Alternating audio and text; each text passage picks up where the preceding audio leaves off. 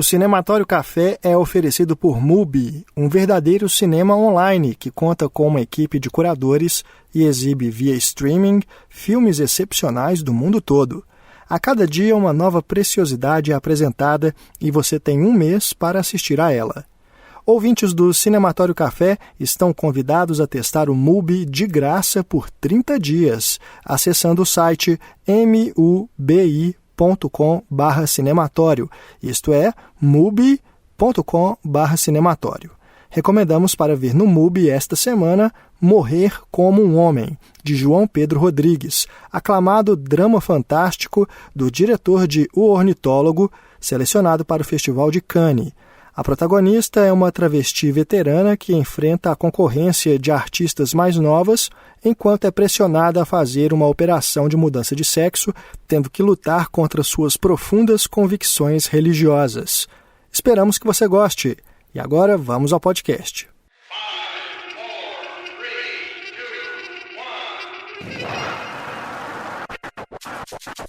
2, 1. Olá, eu sou Raquel Gomes e este é mais um Cinematório Café Expresso.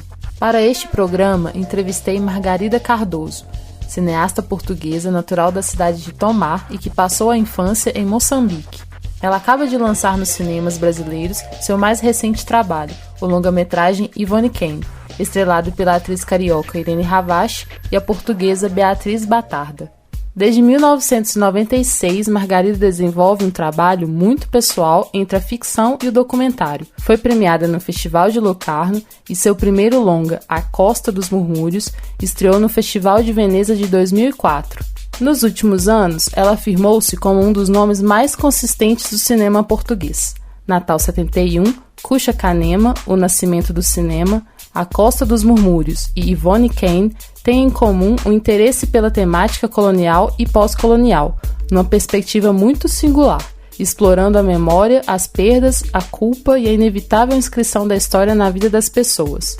Yvonne Kane, em especial, também é sobre muitas outras coisas: autoconhecimento, solidão e relações que sofrem de certa distância e incomunicabilidade, como no caso das personagens Sara e Rita, mãe e filha, respectivamente.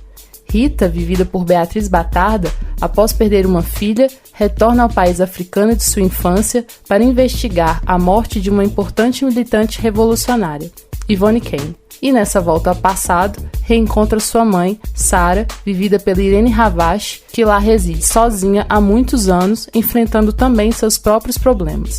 Margarida Cardoso fala com o Cinematório Café diretamente de Moçambique. Margarida, seu interesse por filmar na África é movido pela sua história pessoal? Há questões da sua vida colocadas no filme como ficção? Olá, Raquel. Sim, é movido por uma história pessoal que, portanto, eu vivi até há cerca dos 14 anos em Moçambique. O meu pai era militar militar português e foi deslocado para Moçambique, era piloto militar de aviões. E foi deslocado para Moçambique quando eu tinha 2 anos, portanto eu fui logo para lá com 2 anos, e isto em 65, e ficámos lá até cerca de 1975, já na altura em que se deu a independência de Moçambique. Sendo militares, não éramos propriamente colonos, mas vivíamos numa colónia e eu assisti e vi muitas coisas que depois mais tarde me assombraram um bocadinho o meu trabalho, e vivíamos num ambiente muito fechado, que eu retrato no meu filme, na minha ficção de 2004, A Costa dos Murmúrios. Vivíamos todos num hotel na capital, que nessa altura se chamava Lourenço Marques, agora é Maputo, mas a guerra passava-se toda no norte, portanto as mulheres acabavam por ficar muito sozinhas na cidade, enquanto todo o teatro de guerra se passava no norte. Isso fez que eu, durante toda a minha infância, tenha estado muito ligada, porque também vivíamos num ambiente onde havia muitos militares, e para o fim do período colonial, portanto mais perto de 74, 73, 74, havia já, a guerra era muito, muito violenta, e naquele ambiente assistíamos muitas vezes Pronto, há muitos acidentes e mortes e tudo isso, portanto era um ambiente bastante pesado, apesar de Portugal sempre ter negado um bocadinho a violência da guerra nas colónias. A minha percepção como mais infantil, como adolescente ou como criança, sempre foi de uma grande violência e um silêncio muito grande sobre as coisas, um grande pudor em se falar dessa violência que era muito contida, uma coisa quase... uma violência quase colateral, como eu digo, porque não se via realmente.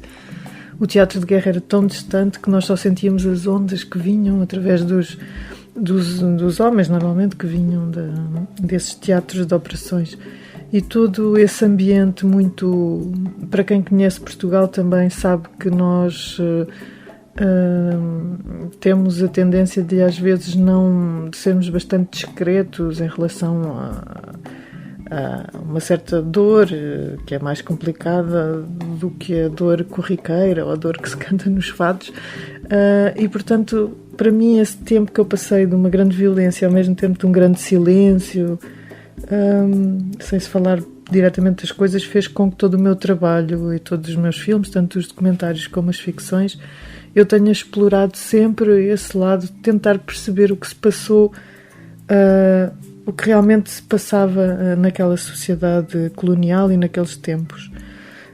E, portanto, todos os meus filmes têm sido um aproximar de qualquer coisa, que eu não sei bem o que é, mas como se eu tentasse procurar qualquer coisa nesse passado que é muito violento. Em relação a Yvonne Kane, para mim é, digamos, um outro capítulo dentro de todo o meu trabalho que tem sido sempre relacionado com as questões coloniais e pós-coloniais, não porque eu faça de propósito, mas porque sou atraída para esses temas.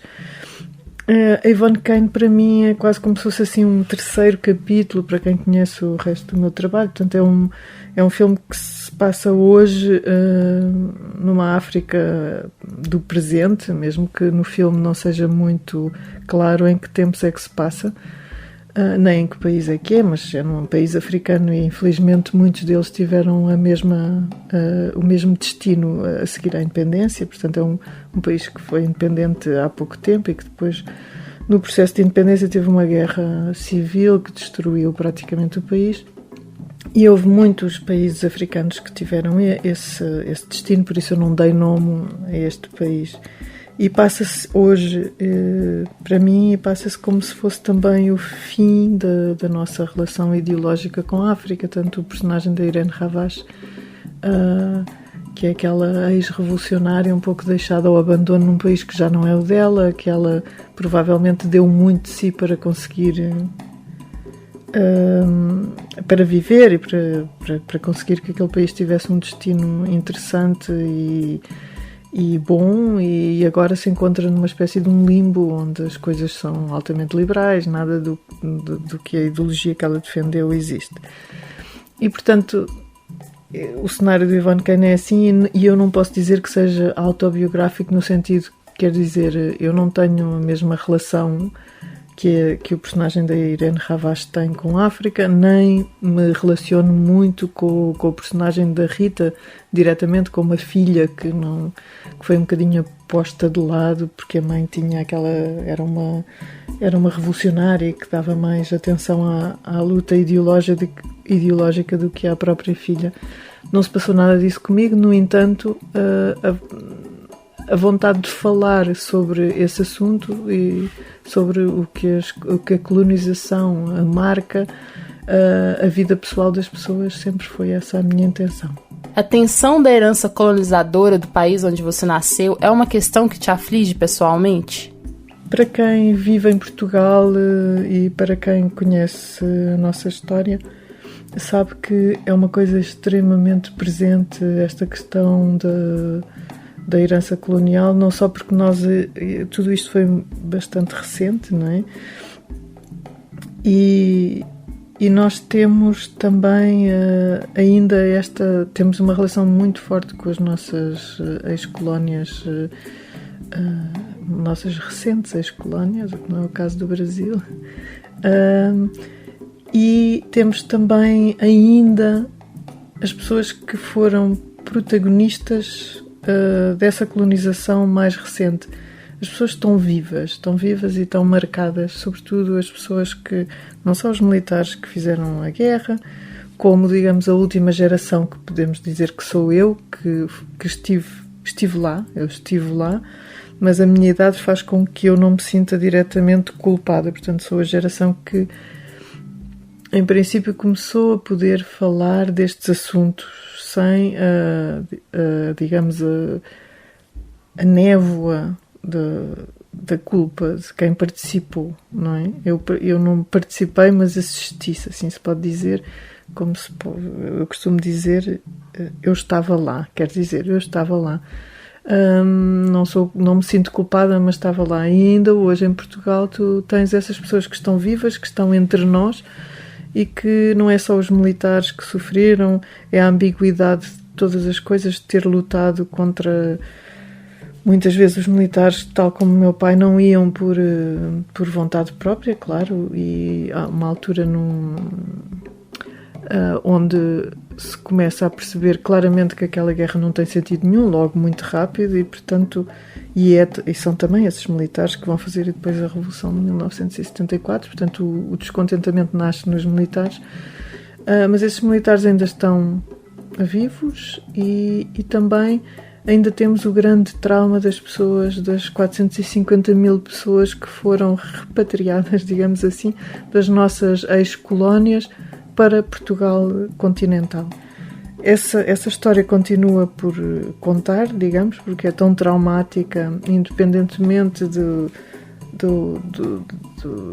da questão de se ser um colono e de tudo o que está associado de mal a essa questão. A questão é que esse problema nunca foi resolvido. As pessoas tiveram um corte abrupto nas suas vidas, perderam tudo, casas, carros, famílias, terras, tudo isso, e esses próprios colonos também já tinham sido enviados para Portugal, para as colónias, já enganados para a ideia muito estúpida imperial que nós tínhamos. Portugal é grande, toda a parte do discurso de propaganda do regime fascista estava muito bem feito e funcionava muito bem e enganou muitas pessoas, sobretudo porque os portugueses do continente, de Portugal, eram muito pobres e passavam muita fome, eram muito analfabetos, e muitos foram para as colónias para conseguirem comer também. E todo este trauma está muito presente na nossa sociedade e agora está-se a assistir realmente a um grande renascimento. As pessoas que querem falar, penso porque estão muito velhotinhas, muito velhas, e têm vontade de falar porque se vê numa situação que talvez não querem partir sem falar. E, portanto, há um ambiente curioso agora em Portugal em relação a essa questão, sobretudo dos retornados. Mas esta questão do país colonizado, pois nós temos consecutivamente, não é o caso, não é de toda a mesma relação que temos com o Brasil, as relações que temos com Moçambique, as relações que temos com Angola e com a Guiné e com Cabo Verde, e tudo isso são relações de uma cumplicidade presente em todo o dia, não é? Em todas as relações que temos, em tudo. E é uma cumplicidade muito, muito curiosa, que te levanta muitas questões. É ambíguo, não é? Mas é uma coisa que me aflige, sobretudo, que muitas pessoas que tenham sido testemunhas desapareçam sem poderem falar e sem contarem a sua história, a diversidade das suas histórias. O foco na força de 3 mulheres diferentes dialoga muito com esse momento que vivemos de um feminismo que ganha cada vez mais espaço. Como você vê a importância do seu filme nesse contexto e do seu trabalho como um todo? Eu nunca, durante o meu trabalho, e durante muito tempo, sobretudo quando era mais jovem, nunca quis que associassem o meu trabalho ao feminismo, ou à questão das mulheres, ou que fosse rotulado como um filme de mulheres, ou um filme para mulheres. Sempre achei isso terrível, e não sou só eu, muitos artistas, escritoras, tudo isso recusam muito a partir dessa ideia, porque dizem, eu pelo menos pensava, há tantas coisas no meu filme, tantas coisas em que se pensar, tantas coisas políticas, sociais, tantos pontos de vista, porque tenho que caber dentro deste rótulo do filme feminino ou do filme de mulheres e tudo isso. E é curioso porque eu hoje vejo as coisas completamente diferentes, porque como já fiz muitos mais filmes, tenho visto que a questão do feminino aparece também nos meus filmes com uma força muito grande, e à medida que eu também vou percebendo o que é realmente o feminismo, o que às vezes as pessoas nem sempre é fácil saber exatamente o que é, e também se rejeita muito porque há ideias associadas ao feminismo que não fazem sentido nenhum, mas que nem todas são boas. E hoje, nesse contexto, eu vejo que claramente a minha luta também é uma luta no feminino, através das minhas personagens, através da representação das mulheres no cinema, que eu acho que necessita de uma grande variedade, porque se fizermos um balanço entre o número de mulheres realizadoras que há e o número de homens, é em Portugal então absolutamente terrível, não é? Não há muitas. E isso faz com que a representação das mulheres no seu todo, globalmente e ao longo da história, seja muito pouco interessante e variada. E, portanto, acho que o meu trabalho contribui para isso e acho que ainda bem. Um comentário que me chamou a atenção no filme é sobre o lugar destinado à memória das guerrilheiras mulheres no Museu da Revolução. Um quarto meio escondido, sem luz, funcionando adequadamente. O guia não havia decorado as informações sobre essa parte da história. Bom, as figuras revolucionárias femininas, elas te fascinam? Quais te inspiraram a construir a personagem Yvonne Kane? Sim, a Yvonne Kane, a figura da Yvonne Kane é muito inspirada numa série de personagens que eu fui conhecendo ao longo das pesquisas que fiz para os documentários em que trabalhei, e muitas dessas figuras revolucionárias, muitas não são como a Yvonne, não são negras, não tiveram nas lutas de libertação, mas tiveram em muitas lutas ideológicas, e isso sempre me interessou muito. A figura das mulheres revolucionárias sempre me interessou muito, porque também aí, voltando à palavra que há bocado eu estava a utilizar, da ambiguidade, também são figuras bastante ambíguas, porque muitas vezes nestas lutas revolucionárias, que toda a gente pensa que muitas vezes a ideia da revolução é associada a mentes mais abertas e menos púdicas, e eu sempre achei que, no fundo, as mulheres e as figuras que eu estudei e com as quais eu tive mais relação durante as minhas pesquisas e também a minha vida do dia-a-dia, porque conheço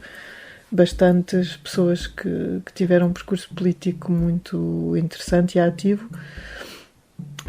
Muitas vezes os revolucionários ou as pessoas que circundavam estas pessoas eram pessoas que exigiam a estas mulheres uma moral acima de tudo, e quase como se quisessem que estas mulheres se transformassem em santas também, que a revolução fosse também quase uma religião, e no fundo é isso também que eu quis fazer passar um bocadinho no Yvonne Kane, com a relação que a figura da Irene Ravache tem com a Madre Superiora neste sítio onde ela trabalha, não é? Porque eu sempre achei que havia bastantes semelhanças entre um percurso revolucionário, muitas vezes, e a religião, não é?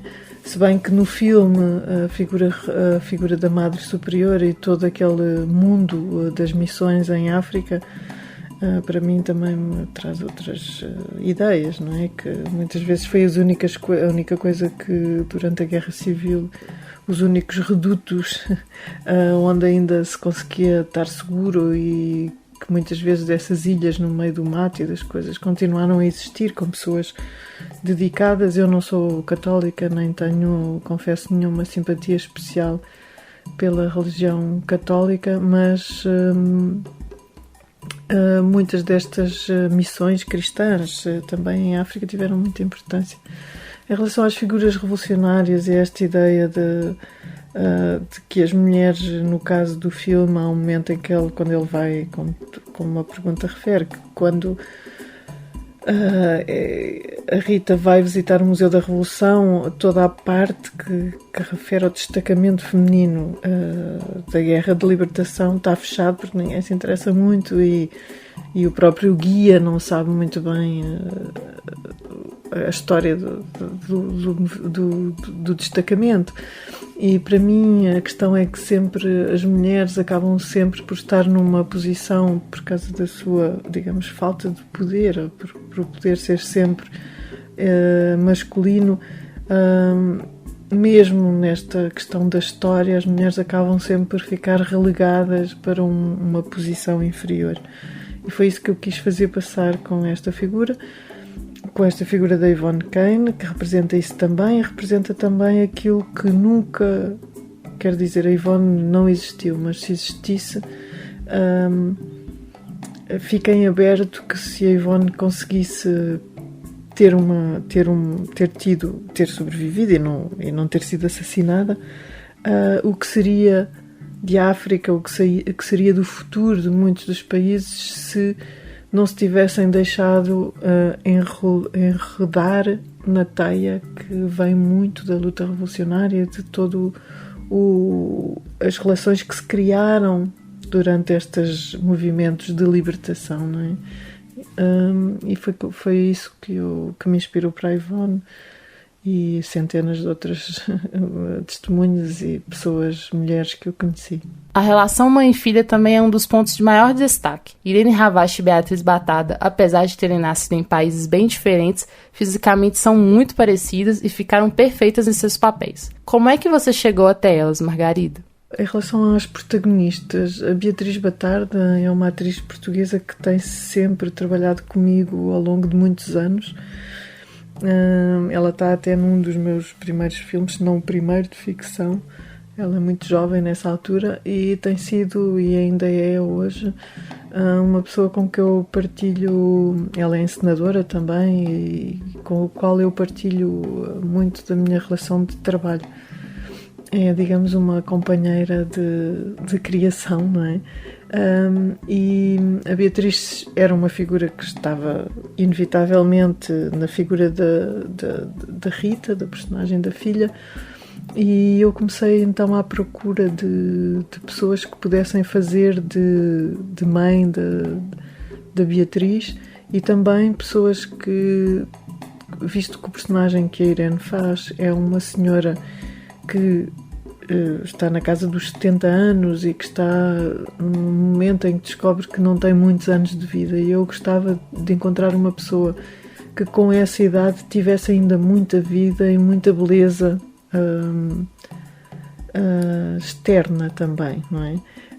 E a Irene tem isso tudo, e também eu acabei por saber, por pessoas que conheciam a Irene e que me foram falando dela, não só conhecia as capacidades de atriz que a Irene tem, as qualidades que ela tem, como também me falaram que a Irene poderia ser uma pessoa que estaria aberta a participar num filme que, não sendo um filme para um grande mercado, seria um filme que tinha por trás uma ideia que eu acho que é interessante, e uma ideia universal, que nos questiona, e que acho que os personagens e todo o ambiente do filme poderiam interessar a Irene também por esse lado da mulher revolucionária e tudo isso. E então eu própria contactei a Irene para isso, e fiquei muito satisfeita porque ela mostrou-se à partida interessada em começar uma conversação sobre a hipótese de trabalhar no filme. E foi assim que eu cheguei a estas duas protagonistas. Depois o trabalho com a Irene correu muito bem, a relação da Irene e da Beatriz também. A relação da Irene, devo muito tanto à Irene como à Beatriz a qualidade de todo o elenco do filme, porque penso que só 2 ou 3 dos personagens que nós vimos moçambicanos são atores profissionais. O resto do elenco é todo amador, ou pessoas que nunca fizeram nada. Por exemplo, a Madre Superiora, apesar de ter tido umas primeiras ideias, de ter participado em alguns teatros e tudo isso, era na realidade uma pessoa que trabalhava na produção de cinema. E portanto a maior parte das pessoas não tinham esse background de atores, não é? E tanto a Beatriz como a Irene ajudaram muito, suportando-os, quer dizer, não foram, não se, digamos, se intrometeram na direção de atores, mas suportaram muito bem esses atores e com todo o respeito, e acho que funcionou tudo muito bem, muito equilibrado. Yvonne Kane é de 2014, mas está sendo lançado comercialmente no Brasil somente agora. Como é que você se relaciona com o filme hoje? Sim, o filme Yvonne Kane já tem uns anos, não é? E durante este percurso entre a estreia em Portugal e a estreia, digamos, mundial, assim se pode dizer, ele tem tido um percurso que eu acho muito interessante, não só em festivais, como também tem feito parte dos estudos sobre o meu trabalho, porque quase todo o meu trabalho, entre os documentários e a ficção, é um trabalho que, felizmente, e estou muito contente com isso, que muitos trabalhos académicos se debruçam sobre o estudo desses filmes, e o filme tem sustentado bastante a minha obra como um todo, como um corpo, digamos, de obra. E essa peça, que é Yvonne Kane, eu relaciono em geral, como todos os realizadores, penso eu, não se relaciona, como todos os diretores, não se relaciona muito bem com aquilo que se faz, mas porque temos sempre a ideia de que as coisas poderiam ser melhores, e essa questão de que há sempre coisas imperfeitas que nos irritam e que nos frustram, mas eu também estou habituada a lidar com isso, já há muitos anos que faço cinema, e estou muito habituada a lidar com essa natural frustração. Mas a parte disso, a minha relação é curiosamente muito boa com o filme. Eu sei que é um filme difícil, sei que é um filme que não tendo um enredo muito sustentado, é um filme que pode parecer um OVNI, um objeto voador não identificado para muitas pessoas, sobretudo. Às vezes, penso muitas vezes no Brasil, porque nós temos uma relação, Portugal e Brasil têm uma relação aparentemente muito próxima, mas a nível de história muitíssimo, e culturalmente bastante distante. Nós partilhamos muitas coisas e partilhamos muitas emoções e muitas coisas assim muito profundas, mas sobretudo quando toca a história colonial recente. No Brasil normalmente é uma coisa que não...